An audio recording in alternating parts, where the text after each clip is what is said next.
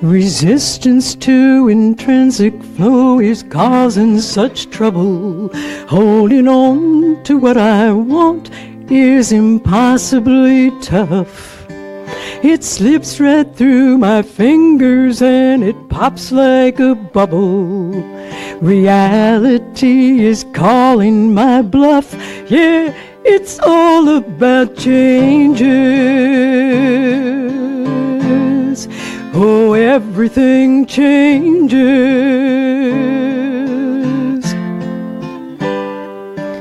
Impermanence comes in and nothing stays the same. It's been that way since we were born, a simple truth that we've ignored. Changes. Everything changes.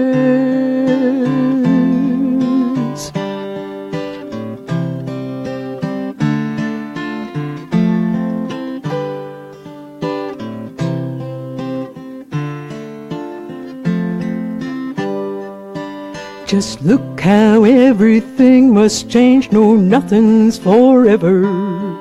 Perspectives fade and shift as we grow older each day. But one way or another, some way we will discover impermanence. Our friend or foe is teaching what we need to know about changes. Oh, everything changes.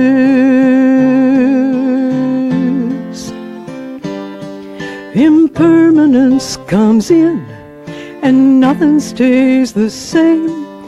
It's been that way since we were born, a simple truth that we've ignored. Changes. Yeah, everything changes.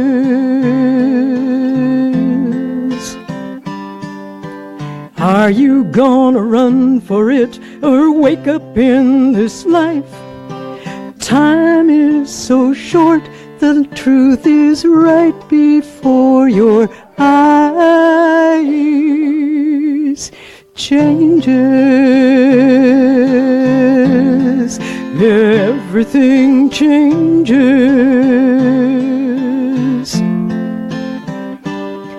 Impermanence comes in and nothing stays the same. It's been that way since you were born, a simple truth that we've ignored. Changes. Oh, everything changes. Impermanence comes in and nothing stays the same. It's been that way since we were born, a simple truth that we've ignored. Changes. Yeah, everything changes.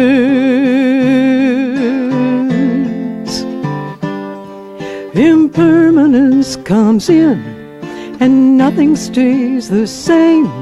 It's been that way since we were born, a simple truth that we've ignored. Changes. Oh, everything changes.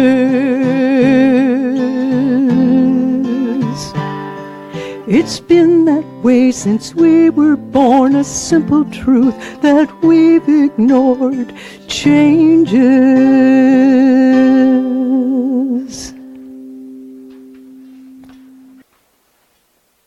Another beautiful tune that Maureen has created for us. Much appreciated. Much appreciated. And very true. Because of changes and the lack of understanding about impermanence, dukkha, and non-self, the world hasn't changed. The reality, the conditional reality hasn't changed. People are still crazy. I mean, we see that every day. Young actor allegedly hiring somebody to beat him up, people shooting up workspaces in Chicago again. All of these are indicators of suffering. And what we're here to do is to encourage everyone to see the way, to practice the understandings that free you from this pain, this blindness, this craziness that we see every day. And so I just want to refresh everyone's mind this morning, because again it's so unnecessary, this thing called suffering, this pain that people are going through. It's so unnecessary. But we see people choosing to do it because they are not aware of other possibilities. They're burned up inside by their stress. And what we know, fortunately,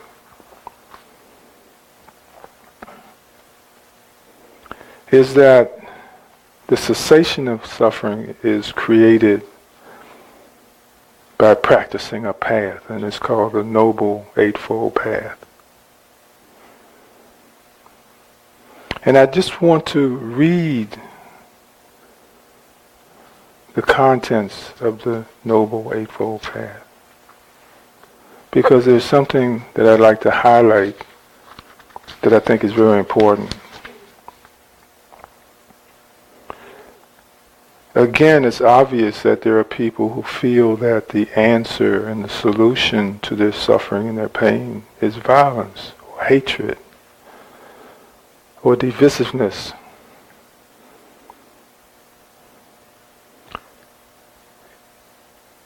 And that's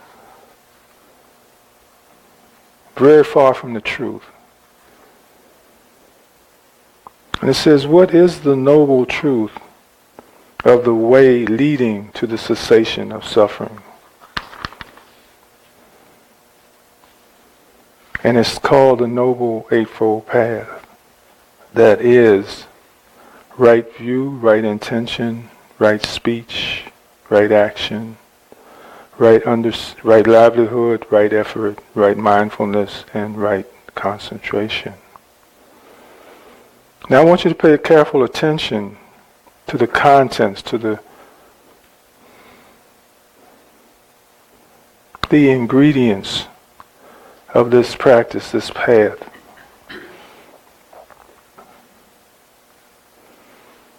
And it says, first of all, what is right view in its knowledge of suffering and knowledge of the origin and the cessation and the way leading to the cessation is called right view. And what is right intention? Right intention of renunciation, intention of non-ill will, intention of non-cruelty. That is called right intention. So the first block after right understanding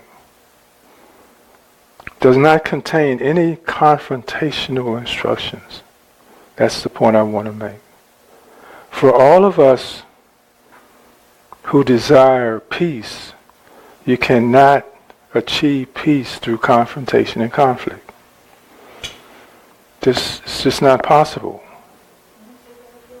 You cannot obtain peace through conflict and confrontation. Now, there are lots of people who feel that that's the answer, to kind of butt up against other people and to encourage them strongly to see our point of view, to feel that if I just get you to agree with me, to understand what I'm going through and understand my pain, you will stop doing what you're doing and agree to do what I want you to do. And of course, what I'd like for everyone to do, first of all, is to examine the fact that all of our lives, we've been trying to make other people do what we want them to do so that we will be okay. And what's the definition of crazy?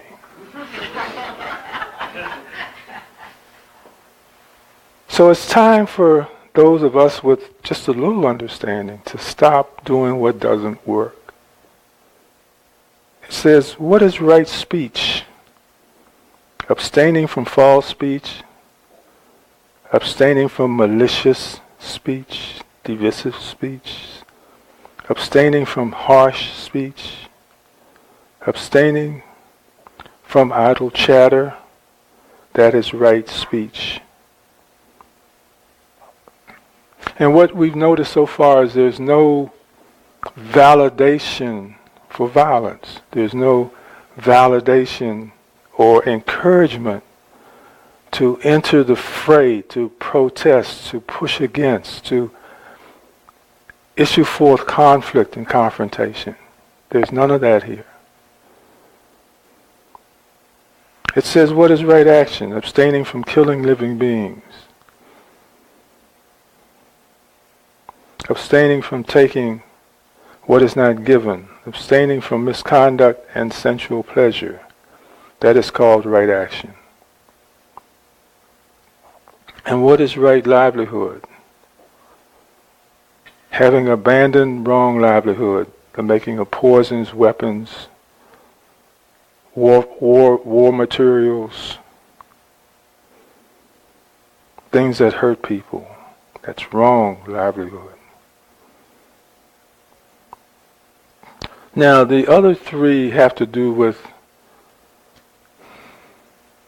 how to reprogram our own heads, our own minds, so that we can employ the other five with confidence. Because there's a lot of people who don't believe that softness and kindness works. But this path is suggesting that that is the only way. That love and kindness and empathy and joy are the only way to bring about a lessening of conflict and confrontation, of violence and divisiveness. But more importantly, it is about removing the causes of suffering within oneself. And what we find is when we work at and achieve the success of non-issuance of toxicity and violent speech in the world, that cleans up the world just a little bit. That takes my stuff out of the world. It keeps me from sneezing on others and infecting them. And if one more person does it because I don't do it to them, and then another person does it because they don't do it to them, and so forth and so on, it becomes a contagious love fest.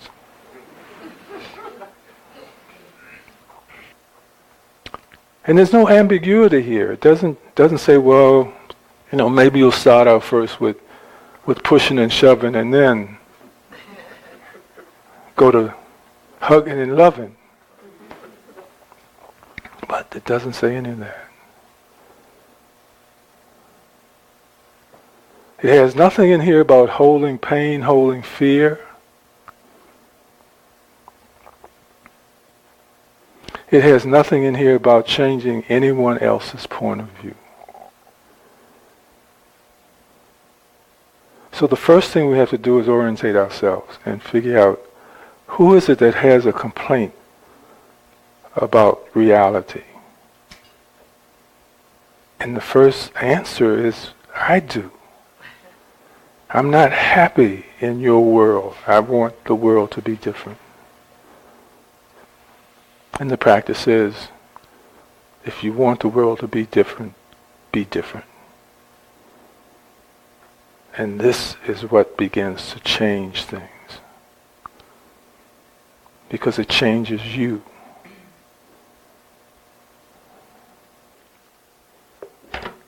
We remove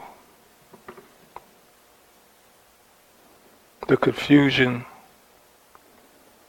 of the world by acting in a responsible manner. For those of us who've raised children, one of the things we had to teach them was to stop fighting.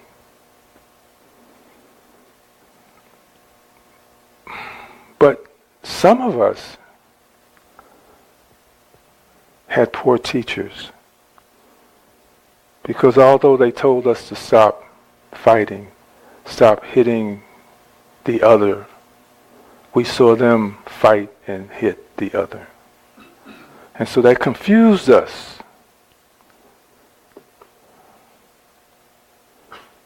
That caused us to have a discrepancy about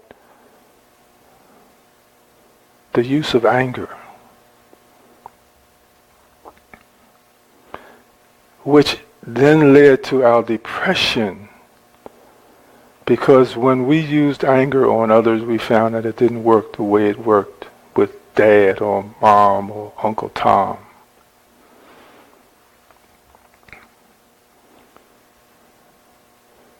We found that our anger hurt us but didn't control the situation.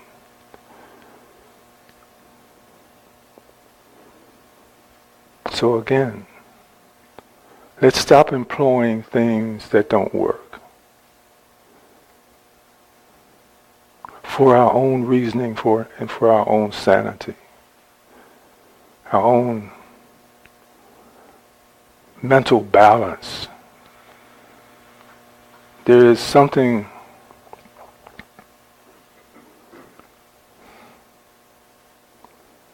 very frustrating about using a tool and it doesn't work, doesn't fix the situation, doesn't get the nail in. Does anyone have any questions? Or any comments?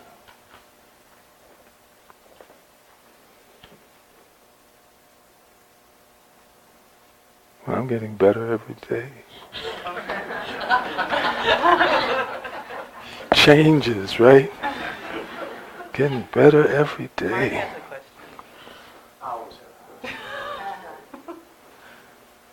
Thank you. Thank you, Venerable. And I'm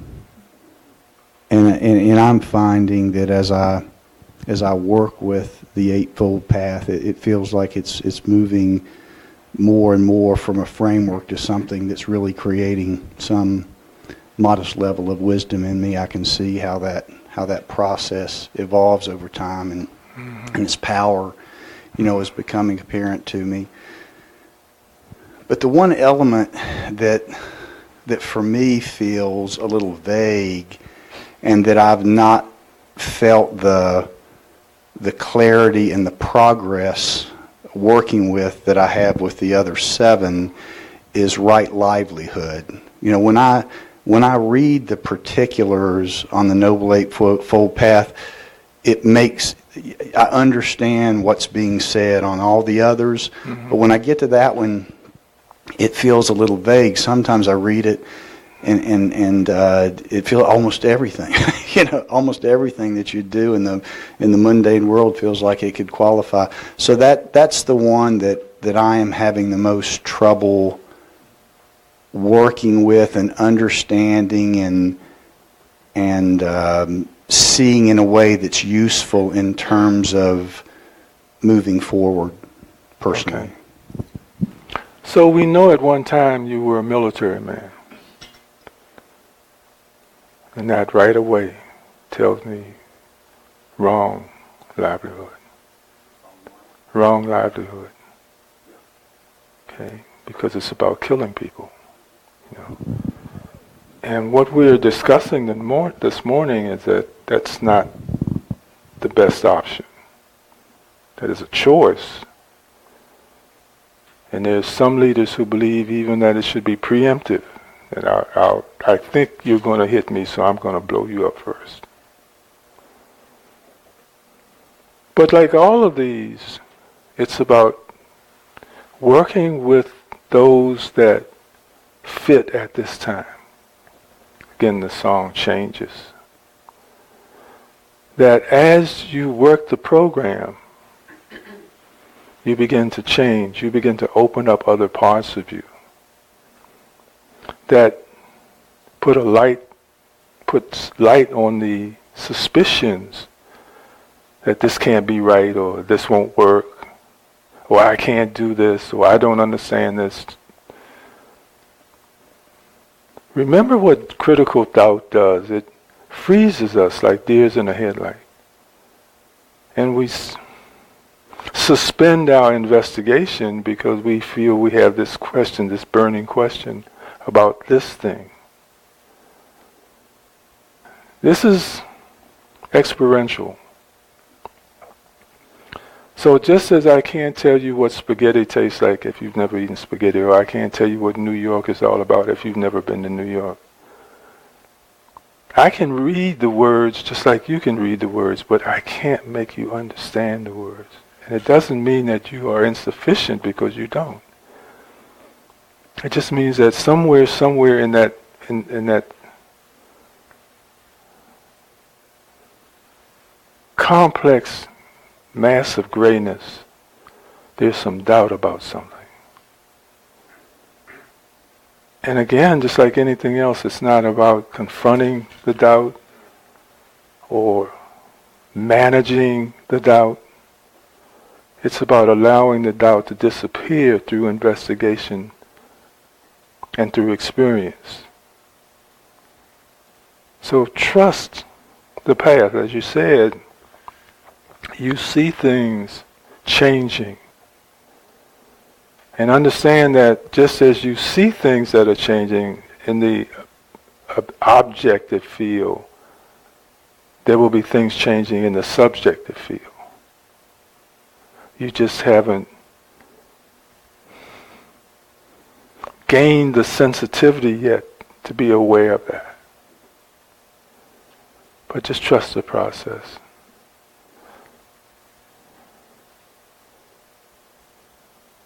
We don't want to make this, we don't want to add more words to this. This is enough. Okay? Just trust. Just, again, work with, examine, and employ what you are certain about. And the other wisdom and the knowledge will unfold within you because it's all already there. Okay?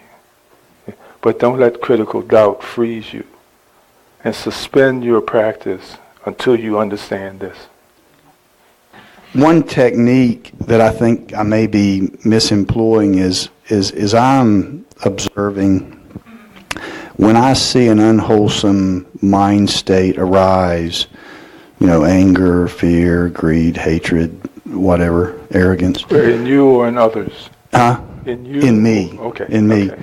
When I see that, what I'm trying to do is turn away from it and go, I'm not going to feed that, and I'm not going to allow myself to be possessed by that unwholesome state. So I'm starting to see it a lot more than I would like to, but as I develop the capacity to see, there's a whole lot of that unwholesome stuff that comes up, and what I've been doing is I see it arise, I turn away from it because, again, I don't want to feed it and I don't want to be driven by that unwholesome mind state.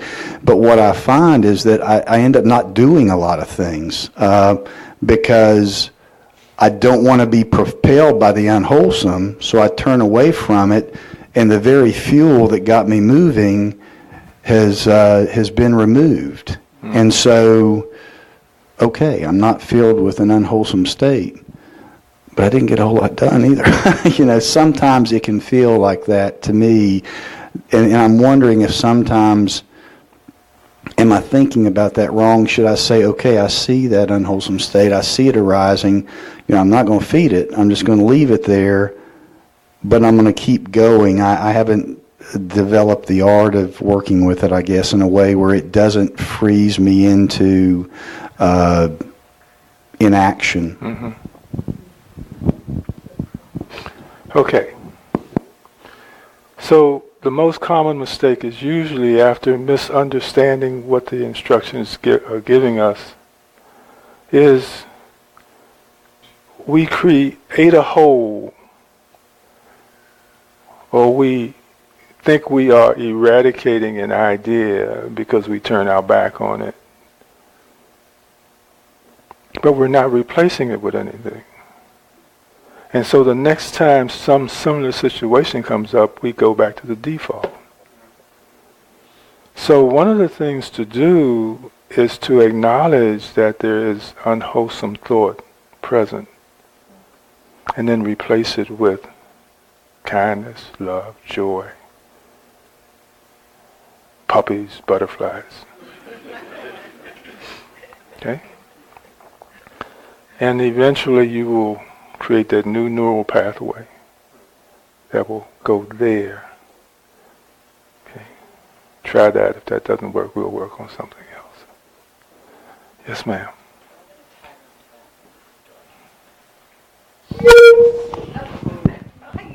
Wasn't me. So I'm going to tag on to that, Okay. because as you were saying something, it's something that I am going to question as well. But I'm a psych major, so this is going to come out really dorky. So bringing in the practice along with the neurological and transition of just kind of brain activity and function into that, I've been trying to work with, and I'm going to tag into what you said because it's perfect, because I've been in the same place but in a different direction. Is this part of the functional point of mindfulness, so that instead of walking away from and saying, I'm having this moment, being mindful and recognition, simply the recognition, right now I sense blank, and not being in denial or anything else, just sitting with that quietly, recognizing what is there. And then sometimes for me, I recognize the level of inactivity isn't negative, it's just this is a feeling that's coming up, and right now I don't have to do anything. Simply the pause button is enough action because I'm recognizing it, and that is part of the point of the mindfulness itself. Does that make sense? Or no? Well, the first question I would ask is, does it make sense to you? Yeah, but I'm living my own headspace. No. If it makes sense to you, use it. If it works for you, use it. There are many schools of mindfulness out there. And I find that most of them complicate the whole process with their own inner curriculum. Mm-hmm. Right? You notice it only took me like 5 minutes to read this. A lifetime to do, but only 5 minutes to read. Might take me more than one. Okay. Well, we've already gone through some, so. But my suggestion is not to make it too complicated. And develop a healthier relationship with mind and brain through experience. As we shared with Mark, just work with what works. And what that will do is fertilize and organize the deeper insight remember, mindfulness is just a platform to what? To insightfulness, to knowing. Mindfulness is not about knowing. Mindfulness is about being there. Right? Being present. Okay? Not interfering.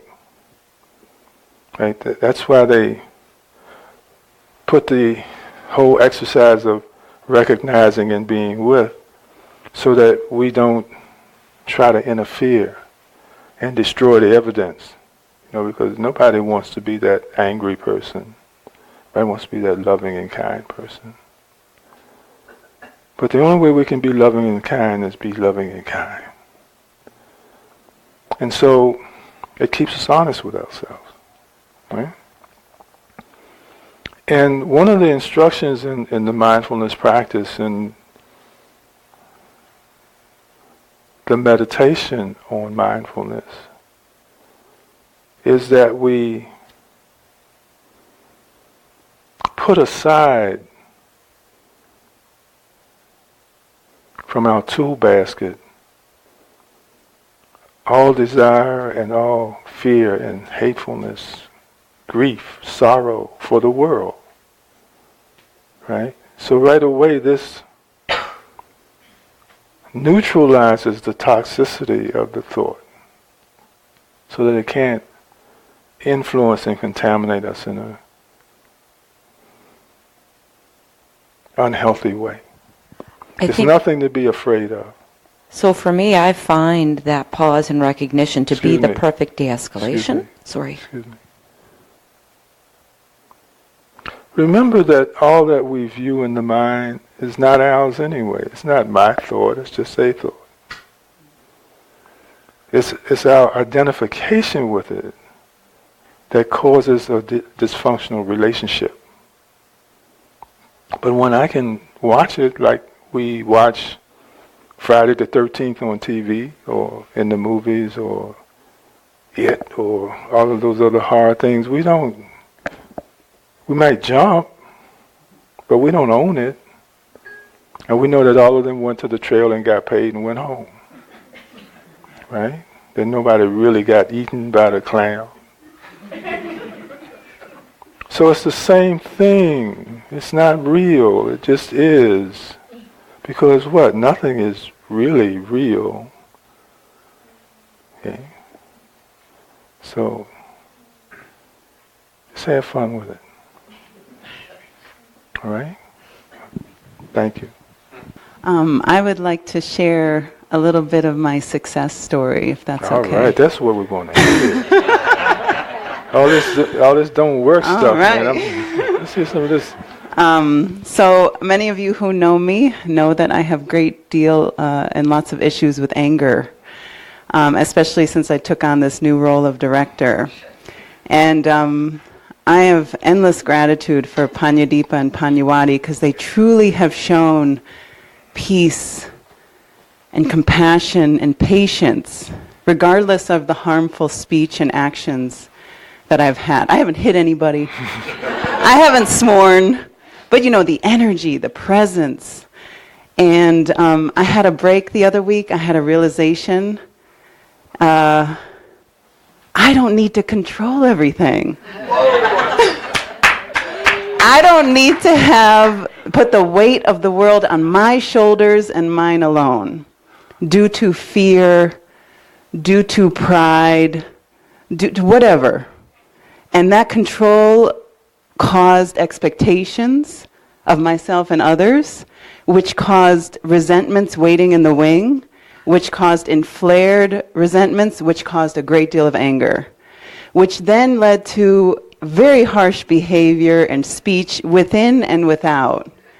And there was such a break, and I have just, my skin was different, my color was different. Like, I don't know if anybody noticed, some people are like, what's wrong with you? And then now it's like, wow, what's wrong with you? It's like, this is real, it's real. And I was listening to my sister this morning, who was complaining and getting angry about one of our family members, and I have so much love and compassion for my sister, for where she is right now, because I know exactly how she feels. blaming everybody else. Everyone else is the culprit. You're the problem. I can't trust you. What's wrong with you? It's like, this is all about self-inquiry. It is all about what's in here and all in here. And I'm so grateful for them withstanding my wrath and waiting. I didn't run. Don't run from this, because you're gonna it's going to follow you wherever you go.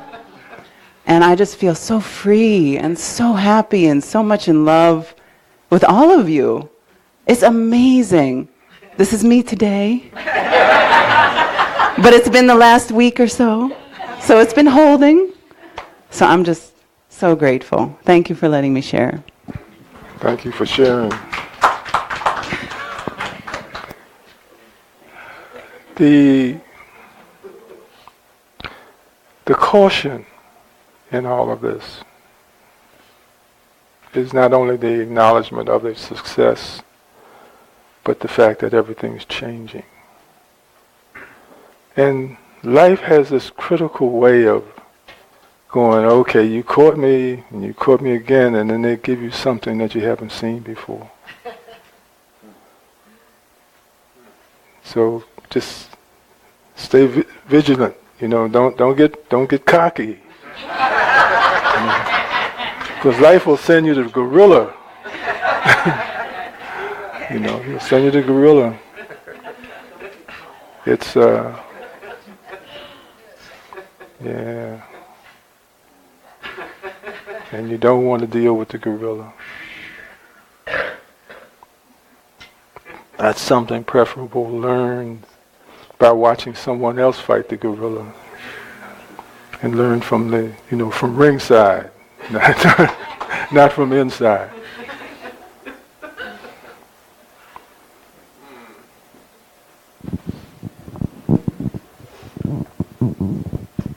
But thank you again. I got it. Appreciate you. The only thing that I want to say is that I had this really bad surgery, and they had to cut me open, and I thought it took me so long to heal, but I healed and I feel so much better. So I think that has to do with everything. You can't control it. You just let it happen, and then one day it's okay. So I think that's like with everything. That's it. Okay. Well, I've heard this word control twice in the last minute and a half. And one of the things I would suggest is that that's a word you take out of your vocabulary, because there's no control. It's more about being on the bus and taking your hands off the wheel.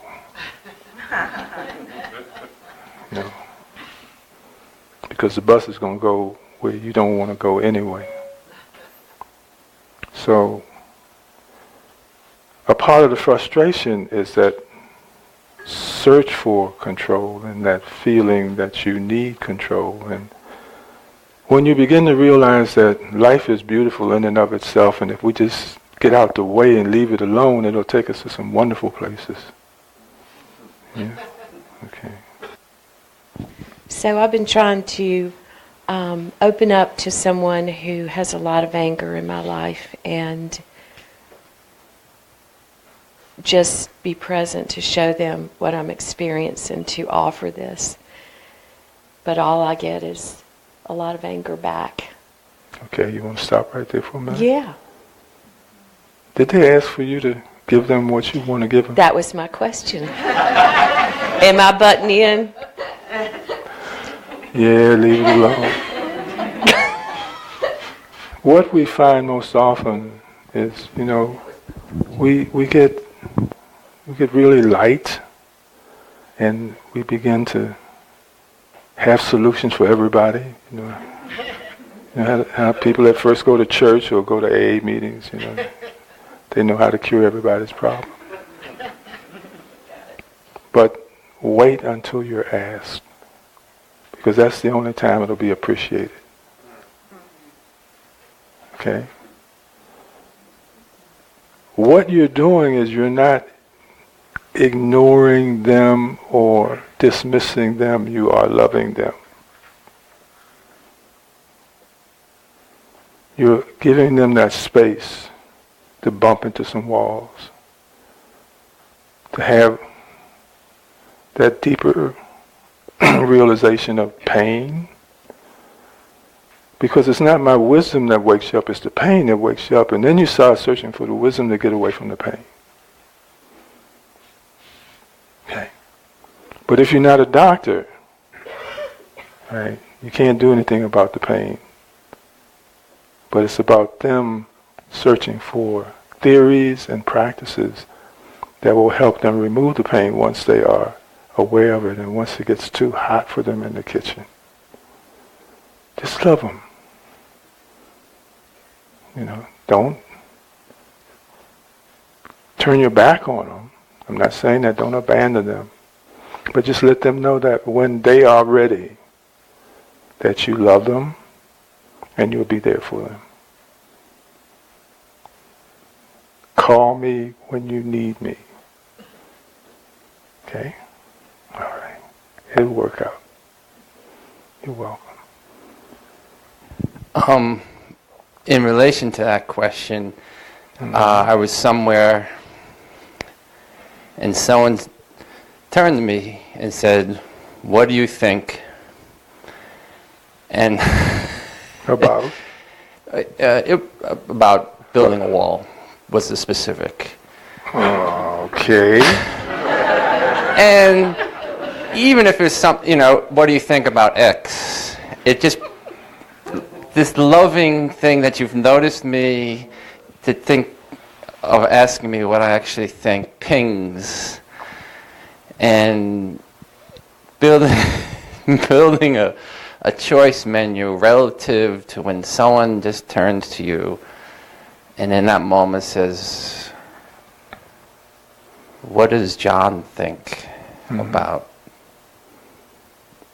the nature of reality or a wall or my relationship? So there's some sense of self, other, and then impermanence and emptiness, and in that moment,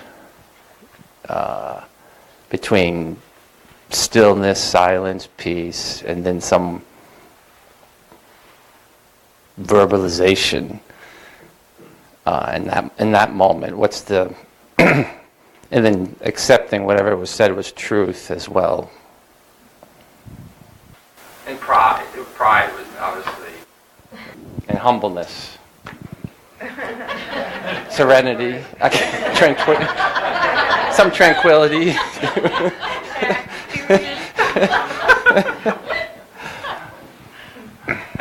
Equanimity. With all sincerity, sometimes we talk too much. And so it's always good to have in your tool chest the phrase, I don't know. Don't be afraid to say that. Well, I'd like to thank everyone for their kindness, for coming out in dreary weather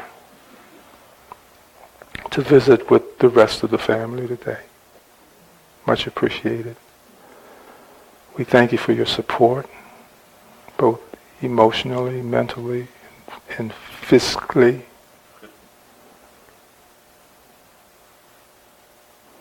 Pannadipa is not feeling very well, or she would be here also,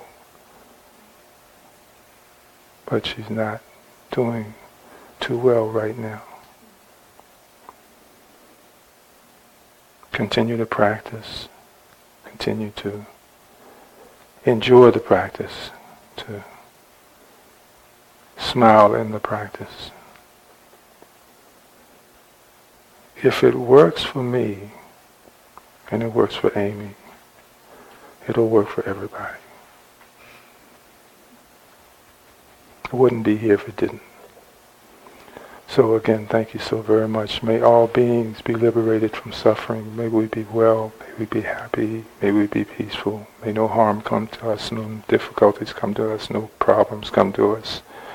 May we always meet with success, and may we have the wisdom and the knowledge and courage to face and overcome all the difficulties of life. Thank you. Love you. Smile at a stranger. And we'll see you soon.